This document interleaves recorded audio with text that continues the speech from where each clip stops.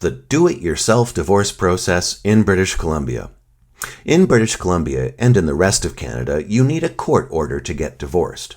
To get a court order, you have to start a lawsuit, and that means you have to sue your ex to get divorced, even if you both agree. You have two choices. You can do it yourself using the sole divorce process, or you and your ex can do it together in the joint divorce process.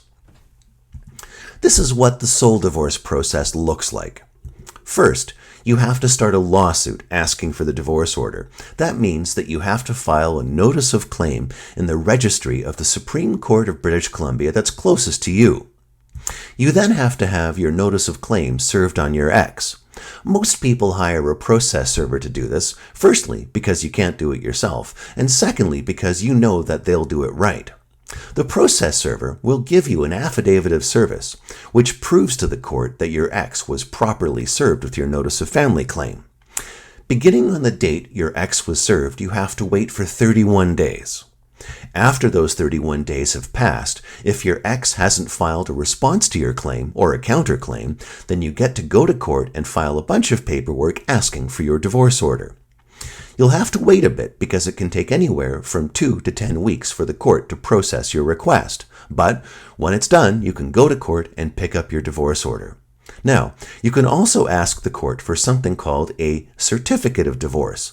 It isn't necessary that you have a certificate of divorce because your divorce order is proof to anyone that you're actually divorced. But if you want one, you have to wait for 31 days beginning on the date the divorce order was made.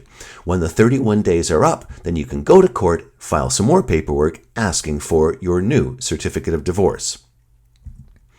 The joint divorce process looks very similar to the sole divorce process, but because you and your ex are filing the notice of claim together, you don't need to worry about having it served. And because you don't need to worry about having it served, you don't need to worry about getting an affidavit of service. And because you're doing it together, you don't need to wait for 31 days for your ex to file a response to your claim or a counterclaim. In fact, you can file the paperwork asking for your divorce order on the same day that you file your notice of claim. This is how the process works in a lot more detail. To start your lawsuit asking for the divorce order, in the sole process you have to fill out a special court form called a notice of family claim. In the joint process, it's a court form called a notice of joint family claim. This is what those forms look like. This is an example of the first page of a notice of family claim.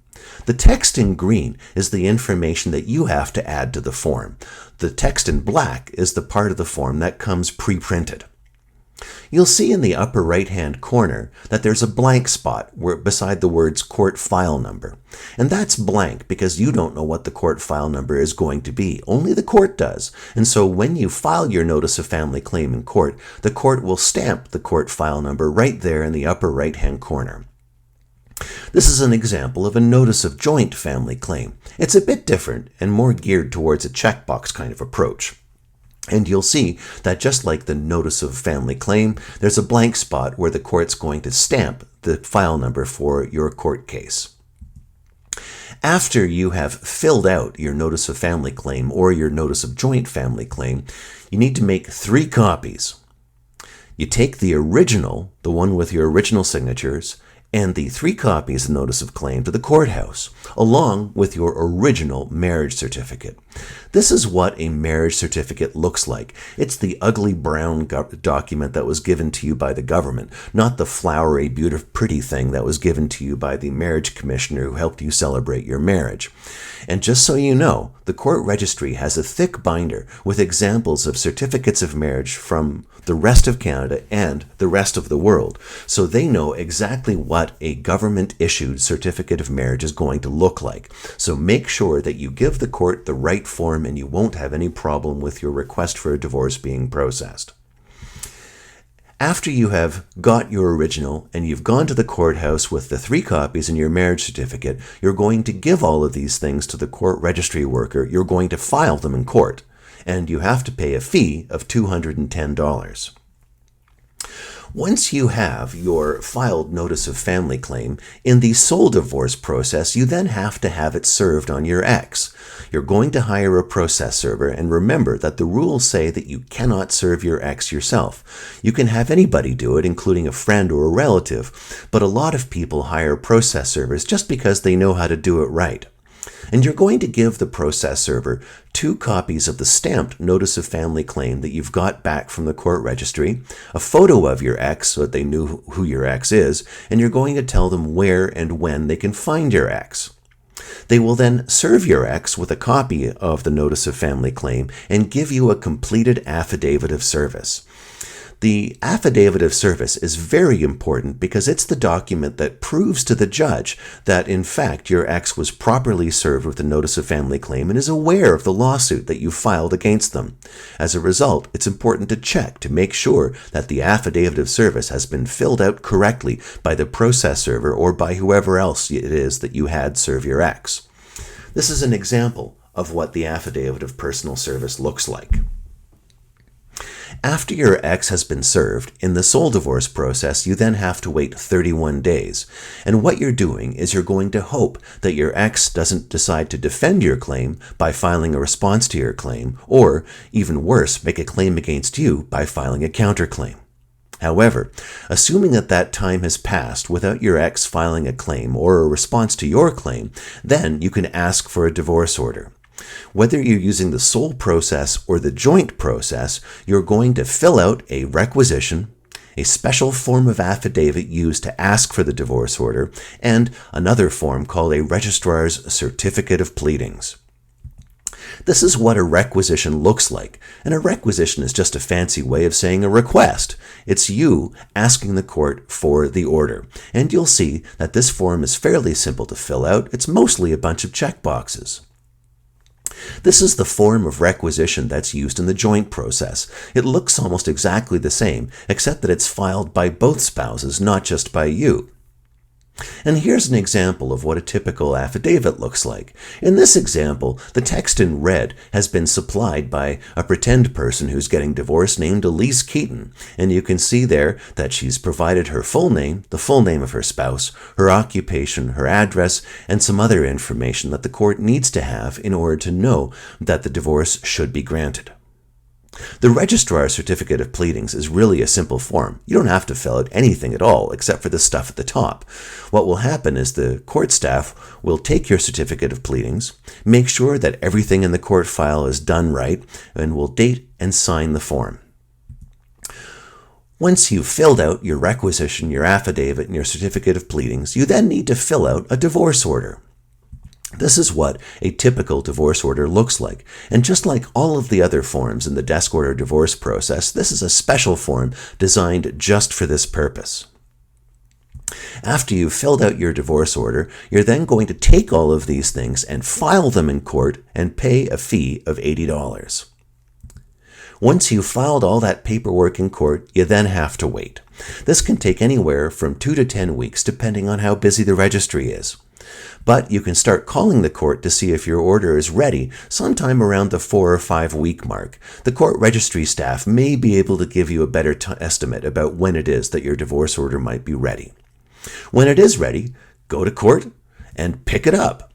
And the courthouse will give you a copy of your divorce order, the one that you filled out for it, but it'll be signed by the court staff and it'll be stamped by the court registry. And then you can celebrate because it's official. You're divorced. As a courtesy, in the sole divorce process, it's really nice if you mail a copy of your divorce order to your ex. That way they have a copy of your divorce order as well. If you want that certificate of divorce, and like I said, you don't need to get one, you have to wait from 31 days from the date that the divorce order was made. Once the 31 days are up, then you can go to court and ask for a certificate of divorce. This will require you to fill out another form requesting a copy of the certificate of divorce and provide the court with a certificate of divorce as well. This is what an example of a certificate of divorce looks like. And again, the information in green is the information that you have to provide. The court staff will date and sign the form for you. What you'll do is you'll go to court and you'll file your requisition and certificate of divorce. You'll have to pay another fee. This time it's about $40, but you can find somewhere to go sit down because the court registry staff will do this part of it while you sit and wait. When they're done, you can pick up your stamped and signed certificate of divorce and then go to Michael's and get yourself a nice frame because your certificate of divorce is something that you can hang on your wall. So here is a brief recap. In the sole divorce process, you start your lawsuit for the divorce order by filing a notice of claim in court. Your notice of claim needs to get served on your ex, and after it's served, you need to get a copy of your affidavit of service from the process server. That's your proof that your ex was properly notified of the fact of your lawsuit against them. You've got to wait for 31 days for your ex to file a response to your claim or a counterclaim. But if they haven't done that within those 31 days, then you get to go to court and file all of the paperwork that you need to ask for your divorce order. You'll have to wait anywhere from 2 to 10 weeks or maybe even longer while the court processes your request for a divorce. But when it's done, you can go to court and pick up a copy of that divorce order.